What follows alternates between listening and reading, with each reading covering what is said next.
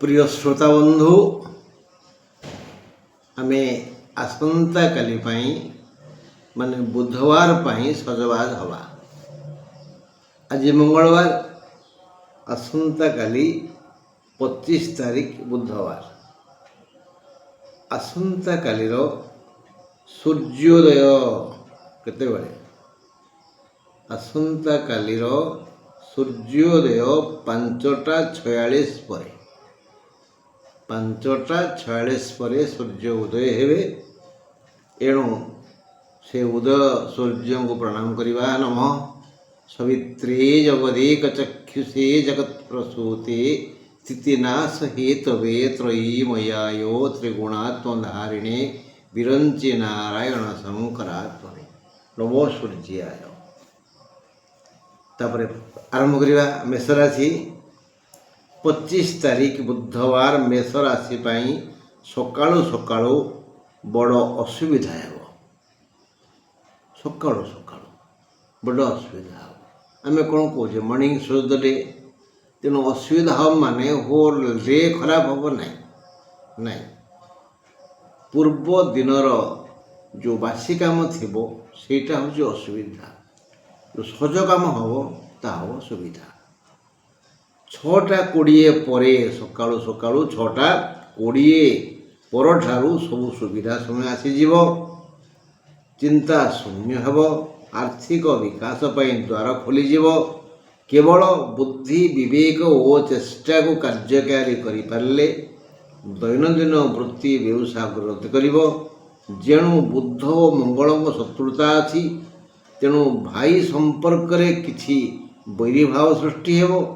ये क्षेत्र रे मौन रहिले भल। आपण तो ज्ञान ना, तेणु टिके चुप रही जिवे। जो भाई कौन कहला ए क्षेत्र रे चुप रहिले भल। शारीरिक समस्या नहीं। संध्या 5:30 पर द्विजा नक्षत्र अशुभ समय आसो। माने मोटामोटी मेष राशि दिनटी बुधवार शुभरे शुभरे जीव। खाली टिके भाई भाई मध्य कौन टिके झमेला हो पारे। बस आमर सूर्य उदय हेले 5:46 पर, अस्त हेबे 5:57 पर। 5:57 पर तेणु आसवा वृष पाख। 25 तारीख बुधवार वृष राशि धारी व्यक्ति मानकर सकाळ 6:20 जाए शुभरे शुभरे जीव। तांकर 6:20 जाए टिके अशुभरे जीव कार मेष राशियांकर, किंतु वृष राशियांकर 6:20 जाए शुभरे शुभरे जीव।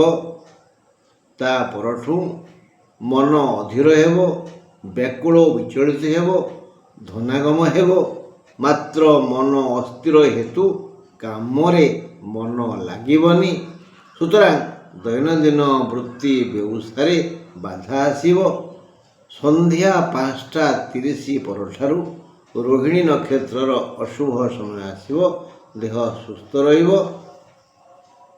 तमाने कौन जानला आमे सकाळु 6:20 जाए सब प्रकार शुभ हेबो।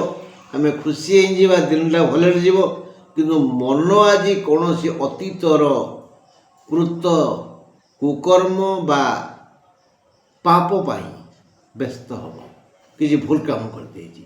एणु वृष राशि बंधुगण जदि दिन सारा बेल पाइले उच्च कंठरे हेउबा धीरे धीरे ओम ओम ये ध्वनि करती ताहले मानसिक शांति आसिबो। मिथुन कथा 25 तारीख बुधवार मिथुन पाई सकल कुशल दिवस। जदि एमाने निजको कर्मवीर वाली भावती किए मिथुन राशि लोक निजको भावे सब काम मु करी। मु कर्मवीर, मु कर्मषण्ढ, मु कर्मसिंह, मु पुरुष। बस निजको कर्मवीर भाविबे। कर्म चंचल रहिबे। सबु क्षेत्र रे दिग्विजयी हेबे। बुद्धि विवेकर साहाय्य नेबे। पर बुद्धि रे बा विशेषकर स्त्री बुद्धि रे प्रचालित हेबेनी।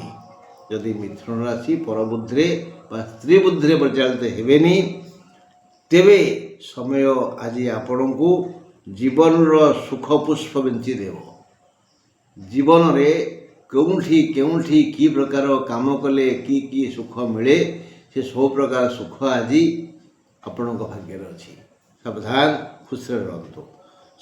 ସ୍ୱାସ୍ଥ୍ୟ ଓ ଶରୀର ଦେଖିଲା ଭଳି ହେବ। ସ୍ୱାସ୍ଥ୍ୟ ସୁନ୍ଦର ଦିଶିବ, ଦେହ ମଧ୍ୟ ଠିକ୍ ହେବ, ଆପଣ ପ୍ରଫୁଲ୍ଲିତ ଦିଶିବେ। ଆୟ ଅମଳରେ ବାଧା ନାହିଁ, ମାତ୍ର ସନ୍ଧ୍ୟା 5ଟା 30 ପରଠାରୁ ଆର୍ଦ୍ରା ନକ୍ଷତ୍ରର ଅଶୁଭ ସମୟ ଆସିବ। ଏ ଗଲା ମିଥୁନ କଥା। କର୍କଟ କଥା, 25 ତାରିଖ ବୁଧବାର, କର୍କଟ ରାଶିର ଘାତ ବାର। କର୍କଟ ରାଶିର ବୁଧବାର ହେଉଛି ଘାତ ବାର। ଦିନଟି ଭଲରେ ଭଲରେ ଯିବନି। ବିବିଧ ଦୁଃଖ ନାନା ରୂପରେ ଆସି ହଇରାଣ କରିବେ। ବୁଧବାର ଦିନ ପୁରୁଣା ରୋଗ, ପୁରୁଣା ଶତ୍ରୁ ଶାରୀରିକ ଓ ମାନସିକ ଦୁଃଖ ଦେବ। ଋଣଦାତାଙ୍କର କଟୁକ୍ତି ସହି ହେବନି। କଳହ ହୋଇପାରେ। ଦୂରଯାତ୍ରା କଲେ ଘାଣ୍ଟି ଚକଟି ହୋଇଯିବେ। ସନ୍ଧ୍ୟା 6ଟା 30 ଠାରୁ ଅଶ୍ଳେଷା ନକ୍ଷତ୍ରର ଅଶୁଭ ହେବ। ତେଣୁ ଦିନ ତ ଖରାପ, ତା ଭିତରେ ପୁଣି ଆଉ ଟିକେ ଖରାପ ଅଶ୍ଳେଷାର। ସାବଧାନ। ସିଂହ ରାଶି, 25 ତାରିଖ ବୁଧବାର, ସିଂହ ରାଶି ପାଇଁ ଏକ ବଢ଼ିଆ ଦିନ। ସୁଖ ଓ ଆନନ୍ଦ କରିବାର ଦିନ। ରବିଙ୍କ ସହ ବୁଧଙ୍କର ମିତ୍ରତା ଅଛି। ଆୟ ଅମଳରେ ବାଧା ନାହିଁ। ଯଦି ମହୁମାଛି ପରି ଫୁଲ ପାଖକୁ ଯିବେ, ଏଇଠି ଗହନ କଥା କୁହାଗଲା, ବୁଝନ୍ତୁ। ମହୁମାଛି ଫୁଲ ଜମା ଯାଏନି ମହୁମାଛି ପାଖକୁ। ମହୁମାଛି ଯଦି ଫୁଲ ପାଖକୁ ଆସେ, ତାହେଲେ ତା ଲକ୍ଷ୍ୟ କ'ଣ ଥାଏ? ମୁଁ ଭବିଷ୍ୟତ ପାଇଁ ସଞ୍ଚୟ କରିବି, ମଧୁ ସଂଗ୍ରହ କରିବି, ଆଉ ଜନଜଗତର ଶୁଭକାମନା କରିବି। ସେ ମହୁ କାହା ପାଇଁ ନିଏ? ତା ପିଲାଛୁଆ ପାଇଁ କି? ନା ନା ନା। ଏଣୁ ମହୁମାଛି ପରି ଫୁଲ ପାଖକୁ ଯିବେ। ବଗିଚାର ସବୁ ପୁଷ୍ପ ଆପଣଙ୍କୁ ସ୍ୱାଗତ କରିବେ। ଏହି ଫୁଲ ବଗିଚା ଆପଣଙ୍କର କର୍ମକ୍ଷେତ୍ର। ଆପଣ ହେଲେ ମହୁମାଛି, ଫୁଲ ବଗିଚା ହେଲା ଆପଣଙ୍କ କର୍ମକ୍ଷେତ୍ର। ମହୁମାଛି ଫୁଲ ବଗିଚାକୁ ଯେମିତି ଭଲ ପାଏ, ଆପଣ ଯଦି କର୍ମକ୍ଷେତ୍ରକୁ ସେମିତି ଭଲ ପାଇବେ, ତେବେ ସେଠାରେ କାୟ ମନ ବାକ୍ୟରେ ନିଷ୍ଠା ରଖି ଖଟିବେ। ତେବେ କ'ଣ ହେବ? ଅଚାନକ ଅର୍ଥ ଲାଭ ହେବ। କେଉଁଠୁ କେମିତି ଆସିବ ସେ ଈଶ୍ୱର ଜାଣନ୍ତି। ଦେହ ମନ ଠିକ୍ ରହିବ। କୌଳିକ ମୌଳିକ ପାରିବାରିକ ଆଦର ପାଇବେ, ସମ୍ମାନ ପାଇବେ। ଆଉ ଭଲ ଦିନ, ବହୁତ ମଙ୍ଗଳ ହେବ। ମାତ୍ର ସନ୍ଧ୍ୟା 5ଟା 30 ପରଠାରୁ ପୂର୍ବ ଫାଲ୍ଗୁନ ନକ୍ଷତ୍ରର ଅଶୁଭ ସମୟ ଆସିବ। ବନ୍ଧୁ, ଆମେ ଟିକେ ଅନ୍ୟାଲୋଚନା କରିବା। କାଲି ଜଣେ ବନ୍ଧୁ ମୋତେ ଫୋନ୍ କଲେ, କହିଲେ ଆପଣ ବିଭିନ୍ନ ରୋଗ ବିଷୟରେ କହୁଛନ୍ତି, ମୋତେ ଗ୍ୟାସ୍ ଛାଡ଼ୁନି, ବହୁତ ଘାଣ୍ଟି ହେଉଛି, ବହୁତ ଦିନ ହେଲାଣି। ଏ ଗ୍ୟାସ୍ ପାଇଁ ମୋ ମନ ଦେହ ସବୁ ଖରାପ। ସମସ୍ତ ଶ୍ରୋତା ମନେ ରଖନ୍ତୁ, ଏଇ ଗ୍ୟାସ୍, ପବନ, ଏଇ ବାୟୁଜନିତ ରୋଗ କାହିଁକି ହୁଏ, ଏ ବିଷୟରେ ମୁଁ ପହରଦିନ କହିଥିଲି। କ'ଣ କହିଥିଲି? ଅଳପ ଅଳପ ଖା, କଳପ ଯାଏ ବଞ୍ଚିଥା। ଅଳପ ଅଳପ ଖା, କଳପ ଯାଏ ବଞ୍ଚିଥା। ଆମେ ଉପାସ ରହୁଛେ। ମନା କରିଛି ସମସ୍ତଙ୍କୁ ଉପାସ ରହିବନି। ଯଦି କେହି ପ୍ରମାଣ ଦେଇପାରିବ, ଲେଖା ଅଛି ଭାଗବତରେ, ମହାଭାରତରେ, ରାମାୟଣରେ, ଶ୍ରୀମଦ୍ ଭଗବତ ଗୀତାରେ, ତାହେଲେ ମୁଁ ମାନିବି ଯେ ଉପାସ ରହିବା ଉଚିତ। ଉପାସ କେଉଁ କ୍ଷେତ୍ରରେ ରହିବ, କେତେବେଳେ ରହିବ, ଗ୍ରହଣ ଦିନ କହିଥିଲି, ପୁଣି ଆଉ କେତେବେଳେ କହିବି। ଆଜି ମନେ ରଖନ୍ତୁ, ଉପାସ ରହିବାନି। ଲାଇଟ୍ ଫୁଡ୍, ଅଳ୍ପ କିଛି ଖାଇବା। ଯଦି ଖାଦ୍ୟ ମିଳିଗଲା, ତଣ୍ଟି ପନ୍ତ ଗିଳିବାନି। କାଲି କହିଥିଲି ହିତ ଭୁକ୍ ମିତ ଭୁକ୍ ଋତ ଭୁକ୍। ଉପାସ ରହିବାନି କି ତଣ୍ଟି ପନ୍ତ ଗିଳିବାନି। ଆଉ କେତେବେଳେ କ'ଣ ପିଇବା ତା ବି କହିଥିଲି। ଏସବୁ ନିୟମ ପାଳନ କଲେ ଜମା ଗ୍ୟାସ୍ ହେବନି। ଆମେ ଏସବୁ ପାଳନ କରୁନେ, ତେଣୁ ଆମ ପେଟରେ ବାୟୁ ସୃଷ୍ଟି ହେଇଯାଉଛି। ଯଦି କିଛି ଲୋକ ଗ୍ୟାସ୍ରେ ଆକ୍ରାନ୍ତ, ସେମାନେ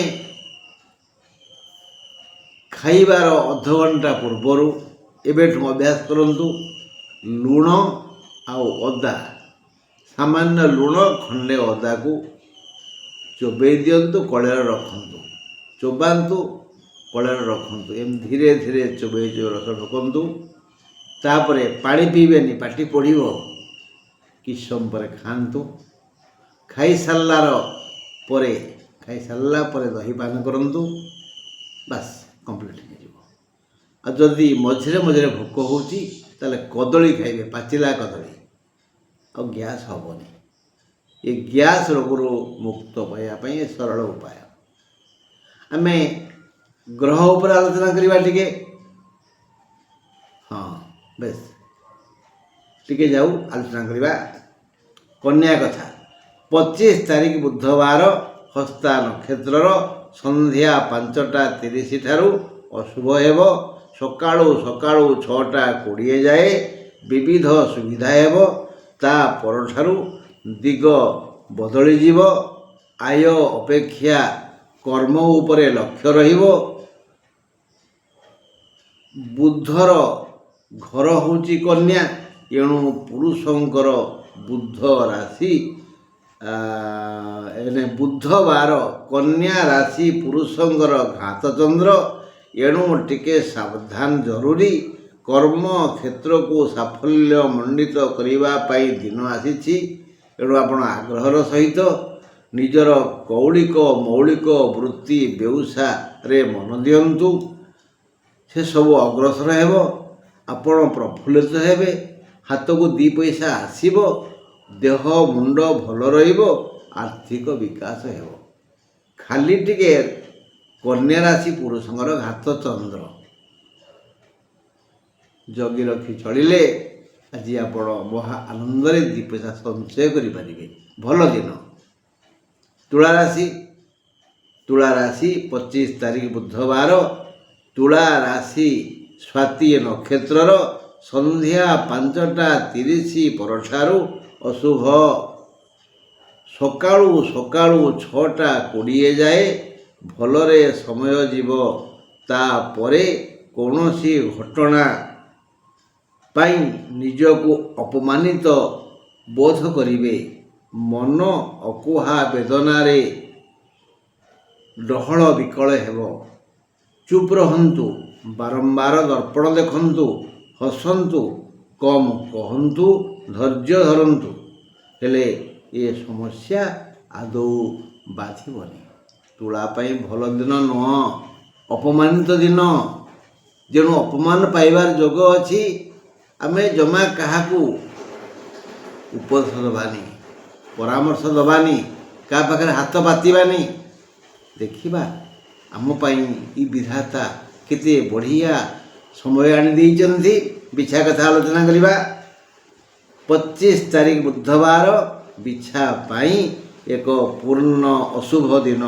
ମୁଖ୍ୟତଃ ସନ୍ଧ୍ୟା 5ଟା 30 ପରଠାରୁ ଜ୍ୟେଷ୍ଠା ନକ୍ଷତ୍ରର ଅଶୁଭ ସମୟ ଆସିବ। କୌଣସି କାର୍ଯ୍ୟ ଯଥା ସମୟରେ ହେବନି। ଦୂରଯାତ୍ରା ନିଷେଧ। ଯଦି ଯାତ୍ରା କରିବେ ତେବେ ବାଟରେ ହଇରାଣ ହେବେ। ତେଣୁ ଆପଣ ଚିନ୍ତା କରନ୍ତୁ ଆଜି କେମିତି ନିଜେ ସମୟ କଟେଇବେ।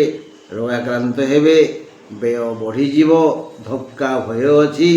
ବିଛା ରାଶି ମହିଳାଙ୍କର ବୁଧବାର ଘାତ ଚନ୍ଦ୍ର ଯୋଗ ଅଛି। ମୋଟାମୋଟି ଭାବରେ ବିଛା ରାଶିର ଅସୁବିଧା। ତେଣୁ ଘରୁ ଗୋଡ଼ କାଢ଼ିଲେ, ବସିଥିବା ସ୍ଥାନରୁ ଉଠିଲେ, ଖଟରୁ ଶୋଇଥିବେ ଓହ୍ଲାଇଲା ବେଳେ ହୁସିଆର ରୁହନ୍ତୁ, ନହେଲେ ପଡ଼ିଯାଇପାରନ୍ତି, କେଉଁଠି ବାଡ଼େଇ ହେଇଯାଇପାରେ, ଆଘାତ ପ୍ରାପ୍ତ ହେବ। ହୁସିଆର। ଧନୁ କଥା 25 ତାରିଖ ବୁଧବାର, ଧନୁ ରାଶି ପୂର୍ବାଷାଢ଼ା ନକ୍ଷତ୍ରର ସନ୍ଧ୍ୟା 5ଟା 30 ଠାରୁ ଅଶୁଭ ଆରମ୍ଭ ହେବ। ଏଣୁ ସାବଧାନ। ଏମାନଙ୍କର ଆର୍ଥିକ ସମସ୍ୟା ଆଦୌ ହେବନି। ଏ ସଂକ୍ରାନ୍ତୀୟ ମନସ୍କାମନା ପୂର୍ଣ୍ଣ ହେବ। ଶାନ୍ତି ବ୍ୟାହତ ହେବନି। ସ୍ୱାସ୍ଥ୍ୟ ସମସ୍ୟା ନାହିଁ। ଦୈନନ୍ଦିନ ବୃତ୍ତି ବ୍ୟବସାୟ ପୂର୍ବାପେକ୍ଷା ଭଲ ଚାଲିବ।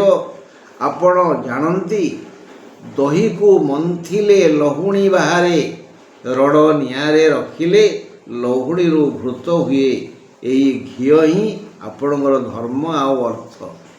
ମାନେ ଆପଣ ଯେଉଁ ଧର୍ମ ଲୋଭରେ ଅଛନ୍ତି, ଅର୍ଥ ଲୋଭରେ ଅଛନ୍ତି, ଅଧିକ ଅର୍ଥ ପାଇବି, ଅଧିକ ଧର୍ମ କରିବି, ଏଥିପାଇଁ ଆପଣଙ୍କୁ ପ୍ରଥମେ ଲହୁଣୀ ହେବାକୁ ପଡ଼ିବ। ଲହୁଣୀ ତ ଦଧିରେ ଅଛି ନା।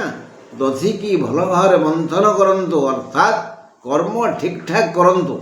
କର୍ମ ଯଦି ଠିକ୍ଠାକ୍ କରିବେ, ସତ୍ୟ ପଥରେ ମନ ଦେବେ, ଧର୍ମକୁ ଭୟ ରହିବ, ତେବେ କର୍ମ କ୍ଷେତ୍ରରୁ ଆପଣ ଅଜସ୍ର ଅର୍ଥ ଉପାର୍ଜନ କରିବେ।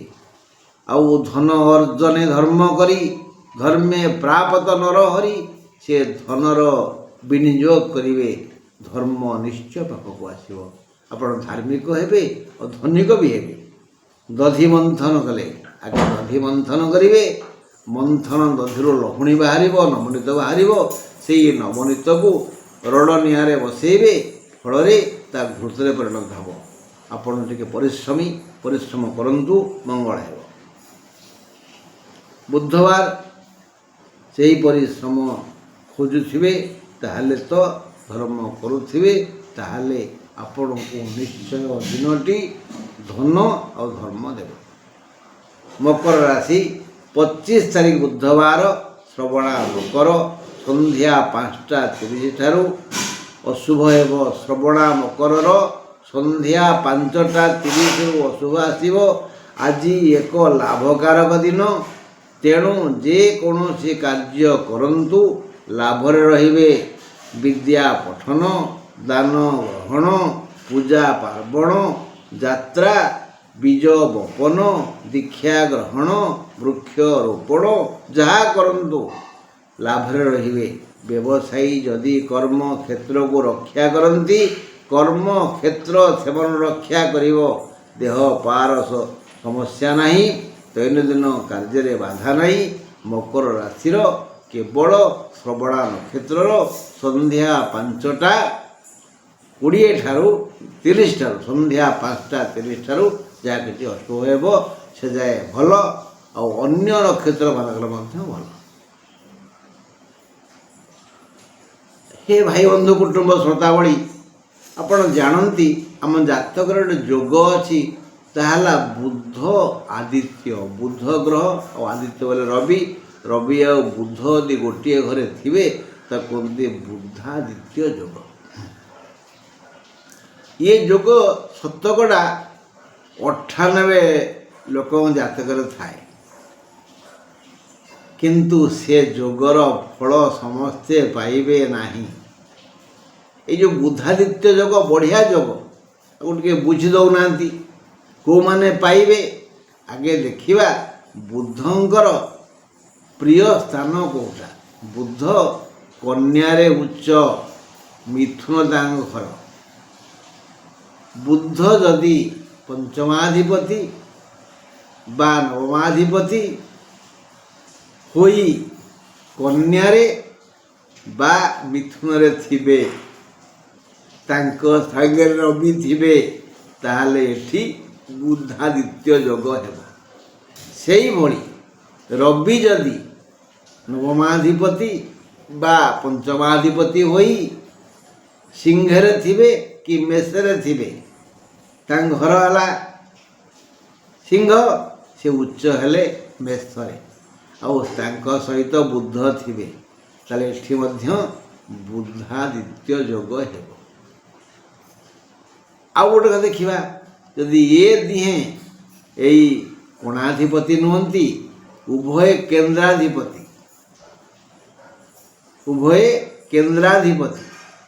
ଉଭୟ ଏମିତି ଏକ ସ୍ଥାନରେ ରହିବେ ଯେଉଁ ଘର ତାଙ୍କର ଶତ୍ରୁ ହେଇନଥିବ। ବୁଦ୍ଧଙ୍କର ଶତ୍ରୁ ଘର ହେଇନଥିବ କି ରବିଙ୍କର ଶତ୍ରୁ ଘର ହେଇନଥିବ, ତାହେଲେ ସେଠି ଆମେ ଭଲ ଫଳ ନିଶ୍ଚୟ ପାଇବା।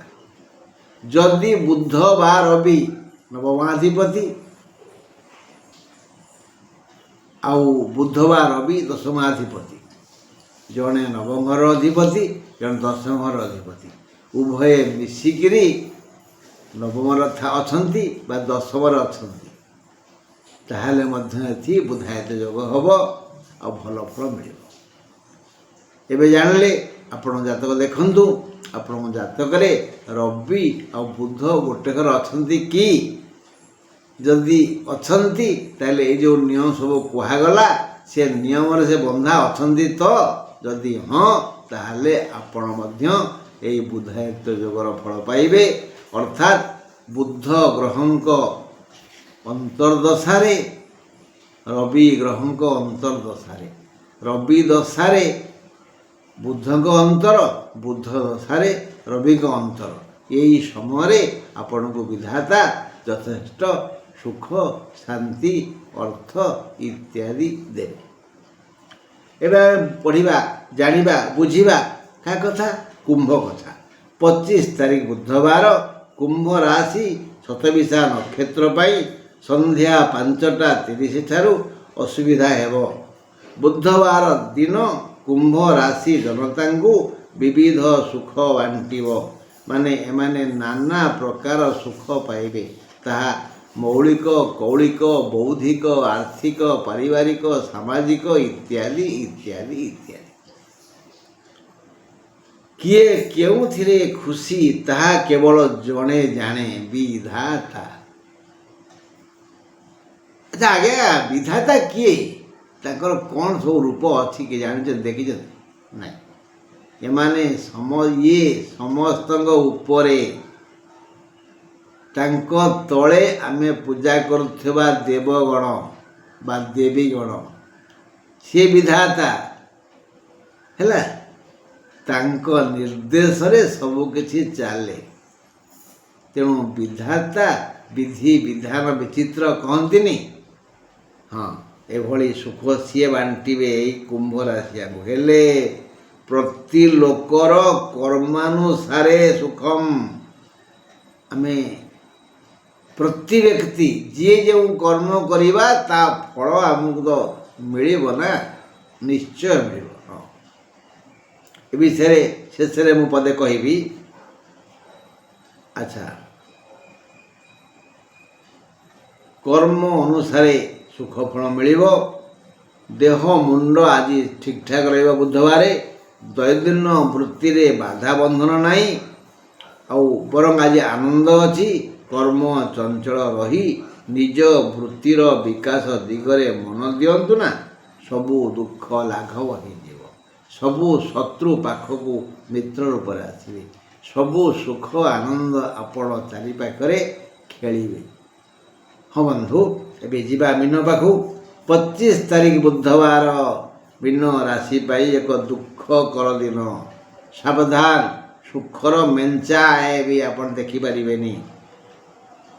କାମରେ ମନ ଲାଗିବନି, ବାଧା ବନ୍ଧନ ଭୟ ଅଛି। ଶାନ୍ତି ବ୍ୟାହତ ହେବ, ଦେହ ରୋଗାକ୍ରାନ୍ତ ହେବ, ବୃଥା ବୁଲାବୁଲି କରି କ୍ଳାନ୍ତ ହେବେ, ବଦ ଖର୍ଚ୍ଚ ବଢ଼ିଯିବ, ଯଥା ସମୟରେ ଭୋଜନ ମିଳିବନି। ସନ୍ଧ୍ୟା 5:30 ପରେ ରେବତୀ ନକ୍ଷତ୍ରର ଶୁଭ ସମୟ ଆସିବ। ଦୈନନ୍ଦିନ ବୃତ୍ତି ବ୍ୟବସାୟ ଠିକ୍ଠାକ୍ ଚାଲି ନପାରେ। ଏଣୁ ବାରମ୍ବାର ହଂ ହଂ ହଂ ହନୁମତେ ନମଃ କୁହନ୍ତୁ। ହଂ ହଂ ହଂ ହନୁମତେ ନମଃ କୁହନ୍ତୁ। ଆମେ ଯେଉଁ କର୍ମ କରୁନେ, ସେ କର୍ମ ଫଳକୁ ଆମ ପଛରେ ଗୋଡ଼େଇଥାଏ। ଏଇ ନିକଟରେ ଗୋଟେ ଗପ ବାହାରିଥିଲା, କେଉଁଥିରେ? ସମାଜ ଖବରକାଗଜରେ ବାହାରିଥିଲା ଯେ ଜଣେ ଧନାଢ଼୍ୟ ବ୍ୟକ୍ତି କେମିତି ଖବର ପାଇଲେ ଯେ ତାଙ୍କ ଅଞ୍ଚଳକୁ ଭଗବାନ ବୁଦ୍ଧ ଆସିଛନ୍ତି, ସେ କିଛି ଅନୁଶାସନ ବିଷୟରେ କହୁଛନ୍ତି। ସେ ଶୁଣିବାକୁ ଗଲେ। ସେଦିନ ତାଙ୍କୁ ଭଲ ଲାଗିଲା। ତା ପରଦିନ ଆଉ ଟିକେ ଆଗରୁ ଗଲେ, ବସିଲେ, ଶୁଣିଲେ, ବଢ଼ିଆ ଲାଗିଲା। ଏମିତି ଯାଉଁ ଯାଉଁ ତାଙ୍କ ମନ ଏଇ ବ୍ୟବସାୟରୁ ଓହରି ଆସିଲା, ଧର୍ମ ଦିଗରେ ଲାଗିଗଲା। ସମୟ ଆସିଲା, ସେ ବୌଦ୍ଧ ଧର୍ମ ଗ୍ରହଣ କଲେ ଏବଂ ସନ୍ନ୍ୟାସୀ ହେଇଗଲେ। ତାଙ୍କୁ ବୁଦ୍ଧଦେବ କହିଲେ, ସୂର୍ଯ୍ୟଙ୍କୁ ଧ୍ୟାନ କରନ୍ତୁ, ସୂର୍ଯ୍ୟଙ୍କ ଠାରୁ ଶକ୍ତି ପାଇବେ, ତେଜିୟାନ ହେବେ, ବୁଦ୍ଧିମାନ ହେବେ, ବଳବାନ ହେବେ। ସେ ମେଲା ଆଖିରେ ସୂର୍ଯ୍ୟଙ୍କୁ ପ୍ରାୟ ଦେଖିଲେ। ସୂର୍ଯ୍ୟଙ୍କୁ ଦେଖିବା ପାଇଁ କୁହାହେଇଛି ଲାଲ ସୂର୍ଯ୍ୟଙ୍କୁ, ବିଶେଷ କରି ସକାଳେ ଯେଉଁଥିରେ ଭିଟାମିନ୍ ଡି ଥାଏ। ସେ କିନ୍ତୁ ତେଜିୟାନ ସୂର୍ଯ୍ୟଙ୍କୁ ବାରମ୍ବାର ଦେଖିଲେ, ତେଣୁ ଆଖିର ଶକ୍ତି କମିଗଲା। ସେ ଆଉ ସଂସାରରେ କାହାକୁ ଦେଖିପାରିଲେନି, ସେ ଅନ୍ଧ ହେଇଗଲେ। ଫଳରେ ତାଙ୍କର ସହକର୍ମୀ, ସହଯାତ୍ରୀ, ସହବନ୍ଧୁ ସେମାନେ ଥଟ୍ଟା କଲେ, ଦେଖେଇ ହେଉଛି ଧାର୍ମିକ, ଓହୋ ହୋ ହୋ, ଆଖି ହରେଇ ଦେଲା। ସେମାନେ ସମସ୍ତେ ବୁଦ୍ଧଦେବଙ୍କୁ କହିଲେ, ଆଜ୍ଞା ଏଇ ଲୋକଙ୍କ ନାଁ ତ ଆପଣ ଦେଲେ ଧର୍ମ ବାବା, ଆଖି କାହିଁ ଗଲା ଆଙ୍କର? ତାହାର ବି କାରଣ ଅଛି। ବୁଦ୍ଧ କହିଲେ, ଏଇ ଯେଉଁ ଭଦ୍ର ବ୍ୟକ୍ତି ଆମମାନଙ୍କ ମହଲରେ ଅଛନ୍ତି, ଧର୍ମ ବାଣ୍ଟୁଛନ୍ତି, ସେ ପୂର୍ବ ଜନ୍ମରେ ଜଣେ ବୈଦ୍ୟ ଥିଲେ, ନେତ୍ରବିଦ୍, ଆଖି ଭଲ କରୁଥିଲେ। ଗୋଟେ ସୁନ୍ଦରୀ ଝିଅ ଅନ୍ଧୁଣୀ କାଠୁ ଖବର ପାଇ ଅଣ୍ଡାଳି ଅଣ୍ଡାଳି ଆସି ପହଞ୍ଚିଲା, କହିଲା, ଆଜ୍ଞା ମୋ ଆଖି ଟିକେ ଭଲ କରି ଦିଅନ୍ତୁ ନା। ଏ ବୈଦ୍ୟ ମହାଶୟ ତାକୁ ପାଖକୁ ଡାକିଲେ, ସେ ଆଖି ଦେଖିଲେ, ତା ଆଖିରେ କିଛି ଔଷଧ ପକାଇଦେଲେ, କିଛି ଖାଇବାକୁ ଦେଲେ। ଏମିତି କିଛି ଦିନ ସେବା ପରେ ସେ ଝିଅ କହିଲା, ମୋ ଆଖି ଟିକେ ଟିକେ ଦୁଶିଲାଣି, ଯଦି ମୁଁ ପୁରା ଭଲ ହୋଇଯାଏ ତାହେଲେ ଆପଣଙ୍କର ଆଜୀବନ ସେବା କରିବି, ମୁଁ ଆପଣଙ୍କ ଚାକରାଣୀ ହେଇ ରହିବି, ଏଣେତେଣେ ଆଉ ବୁଲିବିନି, କାହା ପାଖକୁ ଯିବିନି। ବୈଦ୍ୟରାଜ ତାଙ୍କ କାମରେ ବ୍ୟସ୍ତ ଥାନ୍ତି। କିଛି ଦିନ ଗଲା, ଚିକିତ୍ସା ଚାଲିଛି। ହଠାତ୍ ଦିନେ ସୁସ୍ଥ ଆଖିରେ ଅନ୍ଧୁଣୀ ସବୁ ଦେଖିଲା, ଖୁସି ହେଇଗଲା, ଆଉ କହିଲା, ମହାରାଜ ଆପଣଙ୍କ ଦୟାରୁ ମୋତେ ସବୁ ଦିଶୁଛି, ମୁଁ ସବୁ ଦେଖିପାରୁଛି, ମୋ ପାଇଁ ଅସୁବିଧା କିଛି ନାହିଁ। ତାପରେ ଦର୍ପଣରେ ଦେଖିଲା ନିଜକୁ, ମୁଁ କେଡ଼େ ସୁନ୍ଦରୀ, ମୋ ଭଳି ତ ସୁନ୍ଦରୀ ଝିଅ ଆଖପାଖରେ କେହି ନାହାନ୍ତି, ମୁଁ କାହିଁ ତାଙ୍କ ଚାକରାଣୀ ହେବି? ଯେହେତୁ ମୁଁ ସୁନ୍ଦରୀ, ତେଣୁ ମୋତେ କୌଣସି ଧନାଢ଼୍ୟ ଯୁବକ ପତ୍ନୀ ରୂପେ ଗ୍ରହଣ କରିବ, ମୁଁ ଗୋଟେ ଧନିନୀ ହେବି, ଆରାମରେ ରହିବି, କାହିଁ ଚାକରାଣୀ ହେବି? ସବୁଦିନ ଆସୁଥିଲା, ଆଜି ବି ଆସିଲା, କହିଲା, ନାଇଁ ଆଜ୍ଞା କାଲି ଟିକେ ଭଲ ଦୁଶିଲା, ଆଜି କାହିଁ ଭଲ ଦୁଶୁନି। କହିଲା, ବ୍ୟସ୍ତ ହନି। ବୈଦ୍ୟରାଜ କହିଲେ, ବ୍ୟସ୍ତ ହନି, ସବୁ ବିଧାତାଙ୍କ ଖେଳ, ଭଲ ହେଇଯିବ, ମୋ ଔଷଧ କେବେ ବି ନିଷ୍ଫଳ ହେବନି। କିଛି ଦିନ ଗଲା, କୌଣସି କାରଣରୁ ସେ ଆସିଲା ବୁଝିବା ପାଇଁ କେତେ ପଇସା ଦେବ। କହିଥିଲା ଚାକରାଣୀ ହେବ, ଏବେ କହୁଛି କେତେ ପଇସା ଦେବି, ଆଉ ତ ଭଲ ଦୁଶୁନି। ଆଉ ବୈଦ୍ୟ ଭାବିଲେ, ଇଏ ମିଛ କହୁଛି, ଠକୁଛି, ଆଉ ପ୍ରମାଣ ମୁଁ ଦେଇପାରିବିନି। ତେଣୁ ତାକୁ କହିଲେ, ଗୋଟେ କାମ ପାଖକୁ ଆ, ଟିକେ ଚିତ ହେଇକି ଶୋଇଲୁ, ମୁଁ ତ ଆଖି ଭଲ ଭାବରେ ଦେଖେ। ଆଖିକି ଦେଖୁ ଦେଖୁ କ'ଣ ସେ ଆଖିରେ ପକାଇଦେଲେ, ବାସ୍। କହିଲେ, ଏବେ କେମିତି ଲାଗୁଛି? ନା ଭଲ ଲାଗୁଛି, ଥଣ୍ଡା ଲାଗୁଛି, ବାସ୍। ତା ପରଠୁ ତା ଆଖି ଆସ୍ତେ ଆସ୍ତେ ଆସ୍ତେ ଆସ୍ତେ ଲାଭ କରିଥିବା ଶକ୍ତିକୁ ହରେଇଲା, ଆଉ ତାକୁ ଦୁଶିଲାନି। ସେ ଅନ୍ଧୁଣୀ ହେଇଗଲା, ପୌଣି ହେଇଗଲା। ଆସି କହିଲା, ଆଜ୍ଞା ମୋ ଆଖିକି ଆଉ ଜମା ଦୁଶୁନି, ମୁଁ ପୁଣି ଅନ୍ଧୁଣୀ ହେଇଗଲେ। ବୈଦ୍ୟ କହିଲେ, ଦେଖେ ତୋ ଆଖିକି ଦୁଶିଲା ପରେ ତୁ ତ କଥାର ବ୍ୟତିକ୍ରମ କଲୁ, ତୁ ଚାକରାଣୀ ନ ହୋଇଥାନ୍ତୁ ନାହିଁ, ମିଛ କାହିଁ କହିଲୁ? ଏଇ ମିଥ୍ୟାର ଫଳ ତୋତେ ଭୋଗିବାକୁ ପଡ଼ିବ। ବୁଦ୍ଧ କହିଲେ ଯେ ଜଣେ ବୈଦ୍ୟ ଯଦି ଜଣେ ସୁସ୍ଥ ଆଖିକୁ ନଷ୍ଟ କରିଦିଅନ୍ତି। ବିଧାତା କ'ଣ ବୈଦ୍ୟକୁ ସୁଖ ଦେବେ? ଏଥିପାଇଁ ବିଧାତା ସୂର୍ଯ୍ୟ ରୂପରେ ତାଙ୍କର ଶକ୍ତି ହରଣ କଲେ ଓ ସେ ଅନ୍ଧ ହେଇଗଲେ। ତେଣୁ ଶାସ୍ତ୍ର କହିନାହାନ୍ତି କର୍ମ କରିବ ନାନା ମତେ, ଫଳିବ କର୍ମର ଆୟତ୍ତେ। ଏଣୁ ହେ ସୁଧୀଜନ, ଆପଣ ଭଲ ହେଇଯାଆନ୍ତୁ। ବଡ଼ ହେବା ଭଲ କଥା, ଭଲ ହେବା ସବୁଠୁ ବଡ଼ କଥା। ଆଜି ମୁଁ ରହିଲି, ନମସ୍କାର। ସେଇ ବିଧାତା ଚାହିଁଲେ ପୁଣି ଆମେ ଆସନ୍ତାକାଲି ଏକଜୁଟ ହେବା, ଦୁଃଖ ସୁଖ ହେବା, ଗୁରୁବାର ପାଇଁ କହିବା। ନମସ୍କାର।